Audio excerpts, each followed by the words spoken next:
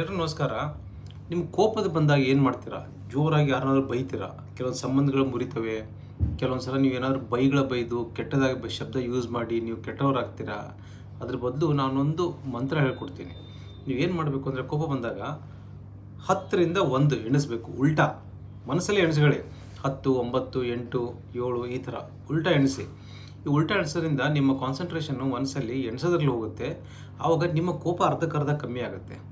ಅರ್ಧಕ್ಕರ್ಧ ಕೋಪ ಕಮ್ಮಿ ಆದಾಗ ನೀವು ಬೇರೆಯವ್ರ ಮೇಲೆ ಸಡನ್ನಾಗಿ ಜೋರಾಗಿ ಕೋಪಗೊಂಡು ಕೆಟ್ಟ ಶಬ್ದ ಯೂಸ್ ಮಾಡೋದಿಲ್ಲ, ಅಥವಾ ನೀವು ಜೋರಾಗಿ ಕಿರ್ಚಾಡೋದಿಲ್ಲ. ಅದ್ರ ಬದಲು ಮೇಜರ್ಡ್ ರೆಸ್ಪಾನ್ಸ್ ಏನು ಹೇಳಬೇಕು ಅಂತ ಹೇಳ್ತೀರಾ, ಸಮಸ್ಯೆ ಹೆಂಗೆ ಸಾಲ್ವ್ ಮಾಡಬೇಕು ಅಂತ ಯೋಚನೆ ಮಾಡ್ತೀರಾ.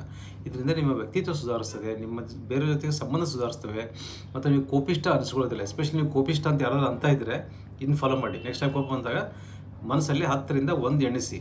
ಅಷ್ಟುವರೆಗೆ ನಿಮ್ಮ ಕೋಪ ತಣ್ಣಗಾಗ್ತದೆ. ನೀವು ಜಾಸ್ತಿ ಮೆಚ್ಯೂರ್ ಆಗಿ ಮಾತಾಡ್ತೀರಾ, ಮತ್ತು ಪ್ರಾಬ್ಲಮ್ ಸೊಲ್ಯೂಷನ್ ಹುಡುಕ್ತೀರಾ. ಬೇರೆಯವ್ರ ಮೇಲೆ ನೀವು ಕಿರ್ಚಾಡಿ ಸಂಬಂಧಗಳು ಕಳ್ಕೊಳ್ಳೋದನ್ನು ಕಮ್ಮಿ ಆಗುತ್ತೆ.